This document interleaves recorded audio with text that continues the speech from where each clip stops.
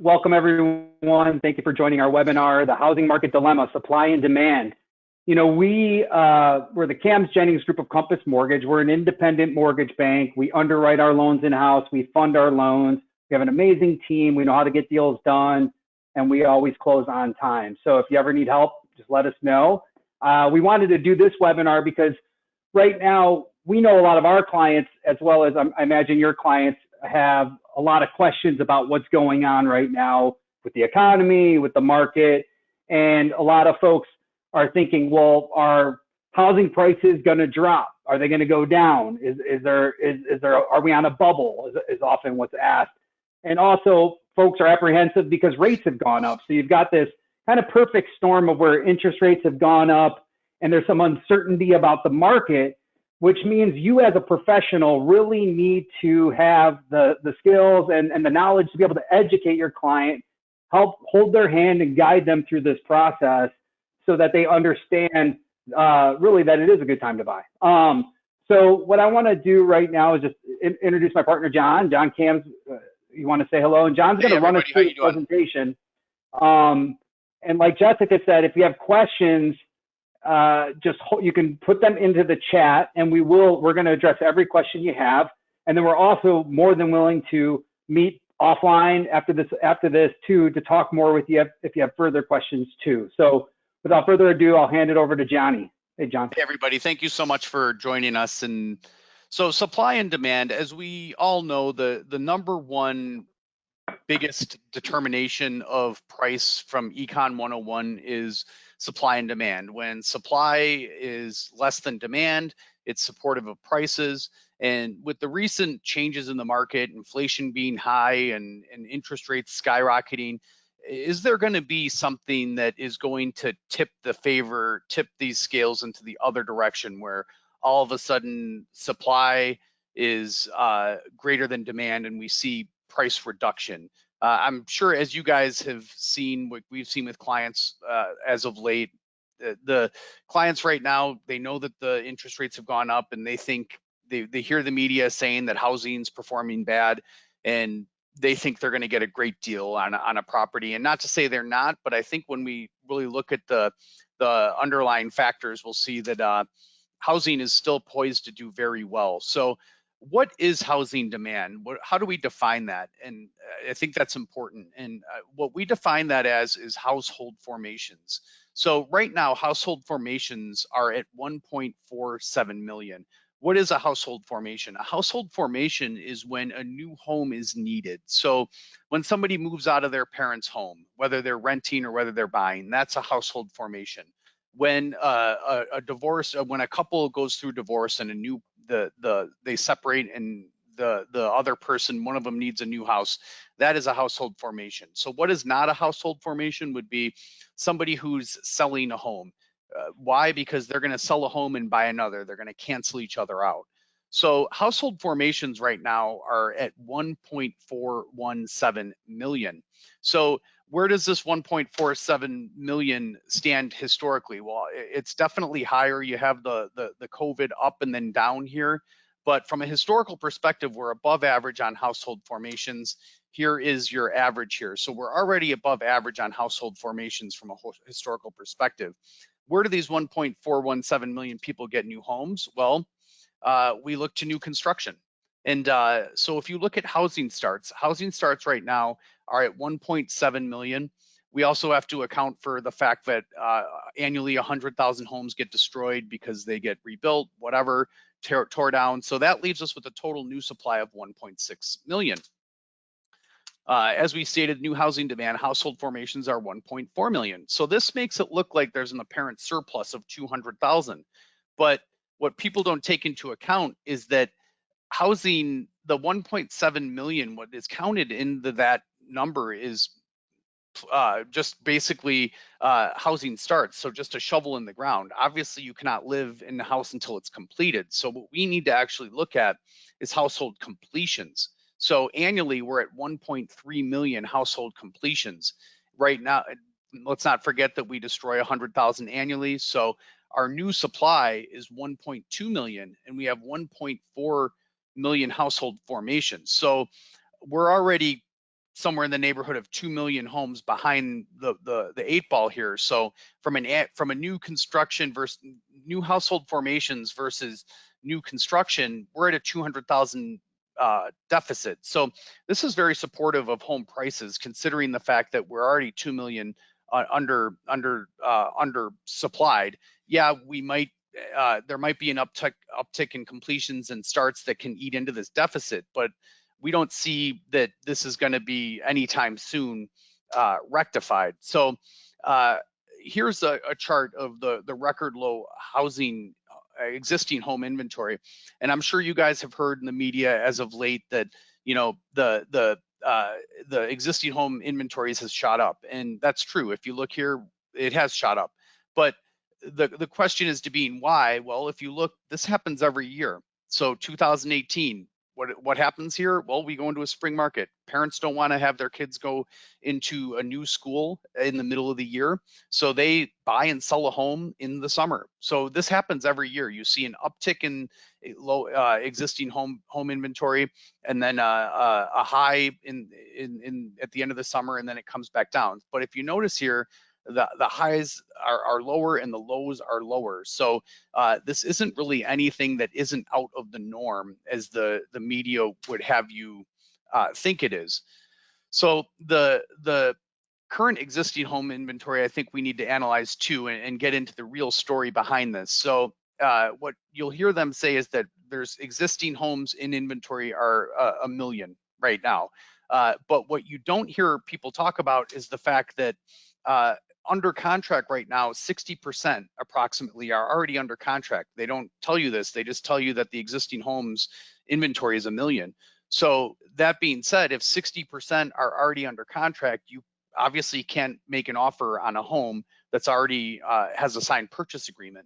So that means that when you take that into account, the actual inventory is only 400,000 homes currently. When you take into account that we have 3.3 million people in the United States and 1.4 million formations, 400,000 homes currently on the market is a big is supportive of prices and in slim pickings, as we all know, that as all you realtors know. The other thing I wanted to bring up too is that when you look at this from a historical perspective of the existing homes that are on the market, you look back in 2017 or June of 2016, there were 1.5 million homes on the market, and the purchase market was not as hot as it was then. So only 25% were on the market, which left for 75% at 1.55 million homes in June of 16. Here we are in April of when this was made, but pretty close here, April of 2022, and when the last numbers came out, we have 409,000 available after you take out the 60% that are already under contract. And if you look from January, you hear people talk about how there's more homes on the market. Well, this was an all-time low, and we were only 33,000 more homes on the market. So granted, this is national numbers. Your local area is going to have different numbers for this isn't indicative of your actual local market, but in general, it's very supportive of home prices. Sure, we're going to have people who listed their homes unrealistically, rates went up, demand came down, and they don't get the unrealistic list price that they have to lower their price on. But in general, the actual prices of sales we don't see coming down just because of this. The other thing that I think is very poignant in this is vacancy rates. So in order for houses to come down, one of the biggest prices to come down, one of the biggest pressures is vacancy rates. If a house sits vacant, the owner of that house has carrying costs. They have a mortgage potentially to pay, they have taxes, they have insurance, they have maintenance, etc. So you would have people who say, hey, you know what, I've got this house and I don't want to carry the closing costs. I have a big incentive to just drop the price and fire sale it. And if you look back in 2007, where vacancy rates were near 3%, to now where vacancy rates are at 0.8%, again, very supportive of home prices. We don't see home prices coming down. I mean, you look at the numbers that came out today. I think they said year over year 18%, and then something to think about too is when you see this, what have we seen rents doing? Rents have been skyrocketing as well. So I think this is a very good, obviously we tell you guys this, and if this is your first time here, let us know, we can get you a copy of this presentation. But I think for both sellers and buyers alike, just more of a wake up call as to what is really going on in the market and how this supply and demand problem isn't anywhere near to being solved. So we'll go ahead and open up the floor for questions, and let us know if you want a copy of the presentation. Oh, John, thank you. I think a couple of things I just want to add to this is that we've had a lot of buyers when rates were at all-time lows that were saying, well, actually, I'm going to time the market. I'm going to wait for housing prices to drop because these are inflated, prices are up, they're going to come down. Well, they waited and prices haven't come down, but interest rates have basically doubled since that time while they were waiting. And then now you have folks that are saying, I'm going to time the market again. I'm going to wait for rates to come down, and I'm going to wait for or prices to come down. Like, they're always trying to time the market. Everyone that's doing that ends up losing unless they just get randomly lucky on this as well. And the other factor is this too, is that, like John alluded to on that last slide, rents have been going up. If you know someone who's renting, there's a good chance if you ask them, has their rent gone up? If it hasn't yet, it probably will the next time their lease is opened up, because that's just been the trend all around the nation, period. And one of the things that I think would be very helpful when we're talking to our clients is, like, are you really worried about interest rates, or is it really about the payment? And what we find, usually our clients care about, what is their all-in monthly mortgage payment? Well, even if the rate is at the higher end, it's a fixed payment for 30 years. So if they're comfortable with that payment, they will have that payment. And the only thing that payment could do is possibly go down if they refinance down the road, but it's fixed and they don't have to worry about it going up on them. Versus the rent, that is like playing a little game of gamble. Like, what's going to happen? Is my landlord going to raise it next year or the following year? That can always go up. So one of the things that, if you have clients right now that are renting that have questions about what's going on, we would really like to get them talking about payment and how they can get into a fixed payment to avoid having to pay those increases in rent every year. Jessica, so do we have any questions that have come through in the chat? Yes, we can go ahead and jump into the questions here. Let's see, we have someone asking if you're able to elaborate on the Chicago market at all and kind of some of the things that we went over. Yeah, so I think when you look at the Chicago market, it's very, I hate to go back to the presentation, but I do think that the Chicago market is a very good average market for what I've been. I've been over 20 years doing this, and we're not in LA, we're not a San Francisco, we're not a Nevada. We're more of a steady Eddie. So I would say that this presentation is very indicative. I can get you some data based on the Chicago market, but I do think it's very, from what I've seen in the Chicago market, there's definitely, let's not kid ourselves, there's been a slowdown, but I don't think, like, I haven't seen any fire sales. I've seen people who had listings that were overpriced that had to come down and back to reality. I've seen places stay on the market that were high priced for a little bit longer than they would have, but I have not seen the market big price reductions. And I think, again, it's just the fact that there's just not enough supply to do that. I think that you're going to see that people obviously aren't in as competitive of situations, which is good. We don't want the housing industry to perform as well as it has because it would create a bubble.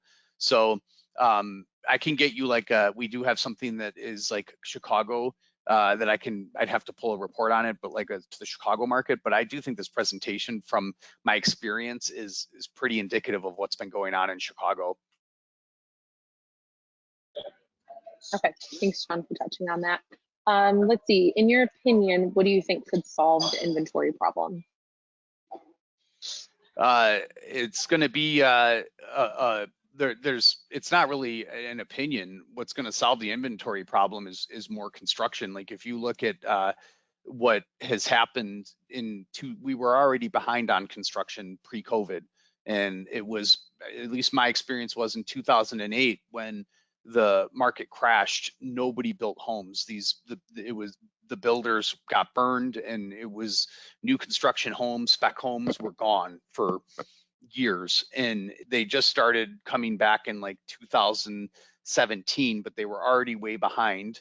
And then you had basically a global shutdown for all of 2020, and now they're still dealing with supply chain, labor shortages.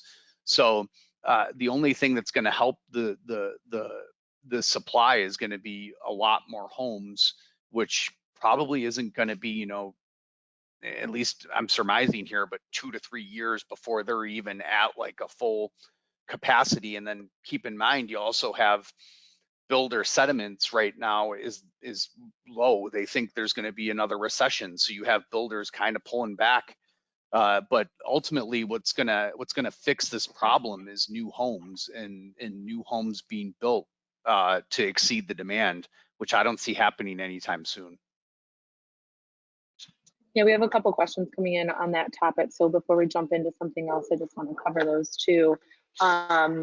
Let's see. So in your experience, are you seeing a lot more new construction and new builds going up, or is that just, let's see, or is that no, no, I think I think if anything, you see builder sentiment is very low right now. I mean, they're already dealing with supply chain, labor shortages, and now they're thinking that the Fed raising the interest rates is going to cause a recession. So I think that you see builder pullback, and that's why you see the inventory, even in the face of the lowest inventory of all time in the spring market, going up not much, because there's not nearly as many there's not nearly as much new construction.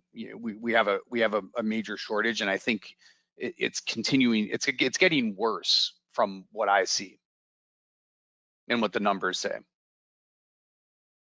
Okay. Thanks for elaborating on that. Let's see, I've noticed a lot of price reduction in my area and houses sitting for longer. I don't feel an immediate price slam, but I do have concerns what a year out may look like. I guess just kind of someone just sharing their concerns. But anything that John or Caleb, either of you, would like to speak to on that? Yeah, I think what's going to happen is you're going to see you're going to see we're in a recession next year, and you're going to see the Fed reverse course, and you're going to see all these people that got out of the market when rates went up to 5% are going to think that 4% is an amazing rate, even though they would when it went up to 4, they decided to get out of the market. Then you're going to see them flood back in the market, and you're going to see in next year these houses, the people that bought your house, these houses that you're mentioning that sat for a while, that got a reduction in price, are going to see a good I've been saying for a while, I think if we are in a buyer's market, which I don't necessarily think we are, we're in the best buyer's market since COVID. And it's going to be very short-lived from what I've seen. Like you look at, I think Chase came out yesterday and said that they think people should be investing in the stock market because the Fed's going to reverse course a lot sooner than what people think. So I tend to be in that camp, that you're going to see prices next year once we're in a recession. The Fed's going to start lowering the Fed funds rate, and we're going to see mortgage interest rates come down. We're already seeing mortgage interest rates come down because of the Fed actually raising the rate. But once we're in a recession, I think you're going to see housing perform well, and you're going to see all the buyers that got out because of the interest rates going up are going to come back into the market once rates go down. Buckle up. Caleb, anything you would like to add to that? No, I think that I echo John's sentiments. Okay, cool.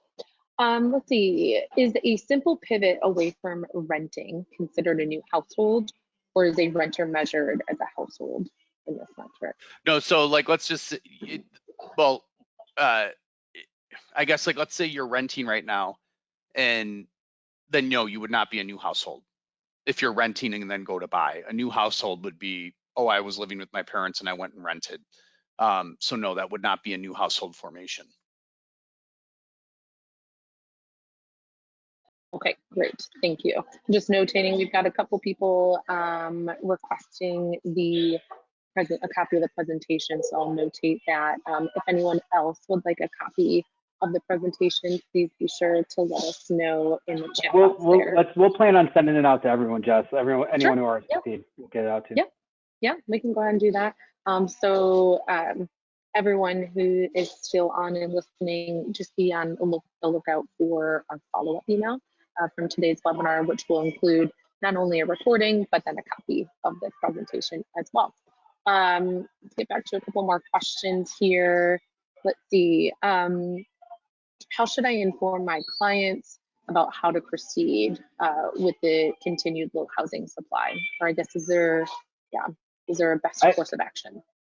I mean, I think that sometimes what's best is to have another professional step in like us. Like, so if you have a client who's been on the fence trying to figure out what to do, you could say, hey, I want to introduce you to mortgage professionals, the Cams Jennings Group, who can talk you through on the numbers and break down numbers for them. Because I think at the end of the day, like folks, when they can see the numbers, it can tell everything. So if you have clients that have been on the fence about buying a home, maybe they're renting, we would love to do break it down the cost to rent for them versus if they were to buy, and really show them that it is within their interest, if it makes sense for them to buy. Yeah, and I would add to that I think just being upfront with clients and saying, hey, listen, it's a brutal time to buy a home, but what is the alternative? Buying a home is better than your rent going up 40%, which has happened in a lot of markets. It happened in the place I was renting recently. So I think that, again, it is right now, it's not easy to buy a home, but unless you have a parent that you're going to live with, or you can live rent free somewhere, what is the alternative? And that's renting. So it is what it is. But I also think nudging them along and just saying, hey, it's slim pickings, no pressure, but we got to get you a search. We got to get you pre-approved. If the right house does come along, I'm a firm believer that the perfect house doesn't exist, but the right house does. And if it does come along, you need to be prepared. And let's get you talking to a mortgage professional, get you prepped so that when this house does come, you're not a deer in headlights, and you can actually move and act on it, because we have a lot more similarities than we have differences. If you really like a house, there's a very high probability somebody else is going to like it too, and you need to be prepared. All right, cool. Thanks, guys. Let's see. With your talks of, potentially rates dropping in the future, how soon could someone refinance if they buy now? They can refinance the next day. There's typically not prepayment penalties anymore. If it's a conventional loan, they can refinance as soon as the ink's dry on the paperwork. A lot of lenders will tell you need to wait 6 months because they have to pay back the money they made on it. If it's called an early payoff. But the truth is that if I got you a mortgage today at 5.75 and next month they went down to 3%, you could refinance the next month. So there is no minimum time they have to wait to refinance. All right, thank you for touching on that. Let's see, is there any specific causes as talking points for the upward surge of rent other than big corporate investment? Yeah, I think it's the big corp. Go ahead, Caleb. Well, I mean, it is. I mean, she said other than the big corporate investments. Yeah, I mean, I think it is just that one slide that John showed about the vacancy rate, right? Like, there's just not that. It's supply and demand as well in the rental market. There is just not that many rentals available as there were years ago. So And these landlords are very aware of that. So they're making choices to say, you know what? I'm the only rental in town here. I'm going to raise the rent. And that's what's going on too. You got the big corporations, but it's also landlords, taking advantage of the market where we're in right now. Yeah, I think also inflation just in general. I mean, costs of everything have gone up. I'm sure their insurance costs are going up. I'm sure their monthly costs are going up. The maintenance on the property is going up. You need to get, and this is a little bit different, but I mean, I was shocked when I heard it. We did an event out in Kentucky, and we met a guy who does pools. If you wanted to get a pool 2 years ago, a $50,000 pool 2 years ago is $100,000 today. So you think of kitchens, maintenance on home, everything is just going up. So I think a little bit of it is just supply and demand, and also just the fact that everything's more expensive. Let's see, are there good construction loans? Any other options for renos than FHA? Yeah, we do conventional home style renovation loans, and we'd be happy to help anyone with that as well. That is one solution. And if you find something that maybe sitting because it needs work, we help folks with that. I would preface that though with that most buyers I feel like don't realize what a rehab loan is for, at least from a purchase perspective. From a purchase perspective, a rehab loan is really meant for, no lender will lend on this in the condition it's in. So we get you a rehab loan because the lender now is assured that the condition it's in will not be the condition that they're lending on. And so most buyers I know that want to do a rehab loan, they don't like the kitchen, they don't like the bathrooms, and that's really not what a rehab loan is for. A rehab loan, because they could basically buy the home and turn around and do a rehab loan refinance on it, and then they're not having to compete, lose the offer because they walked in with a rehab loan. So I would say rehab loans are great, but just make sure you're telling clients that they're for more like dilapidated homes that they're not going to lend on without a rehab loan. Much better strategy would be to buy the home and then turn around and do a rehab refinance on it. And we do have a liaison for like ground up construction that is very good. But I think that what people need to understand is you're not getting out of, you're going to pay just as much, if not more, for a new construction home in today's, you're not saving any money. That's going to be more for somebody who's like, hey, I can't find anything I like. I'm throwing in the hat. I'm going to go spend a ton of money and buy my own lot and have my own custom home built. So we do have liaisons for that, but I think that the average buyer that wants to do that just doesn't know what the reality of that is. But the short answer is, if you have a client that wants to explore that, we do those. We can lay out their options, and we can educate them about what it takes to do them as well. And if that's really what they want. Okay, just a couple more questions sitting here. So I do just want to make a final reminder here for any questions, comments, concerns, thoughts that any of our listeners still have here. Please make sure to drop those in the chat box before we start to close things up here. So, do changes in housing supply and demand have any effect on a client's ability to be approved for a mortgage? No, I mean, no. The supply and demand doesn't have an issue, except, obviously, if prices are going up and if rates are going up, those are the two factors. Like prices going up could be a factor. However, as far as that goes, no. What Caleb said, but like the short answer is maybe, and meaning if there's a lot less supply than demand and prices go up, all of a sudden you can't afford the place you liked. That happened recently on a place I saw where the guy built the house, and he was the contractor for a builder, and was like, I'm going to buy this house. And well, it took a year to build the house, and by the time the place was completed, he couldn't afford it. So yeah, it does affect your ability in that regard, where it could obviously, supply and demand's biggest influence is going to be the price. And if the prices skyrocket, then what you once could afford, you can no longer afford. Right. And that was the short answer. Sorry, Yep. that was my long short answer. Here's the Maybe short was your short answer.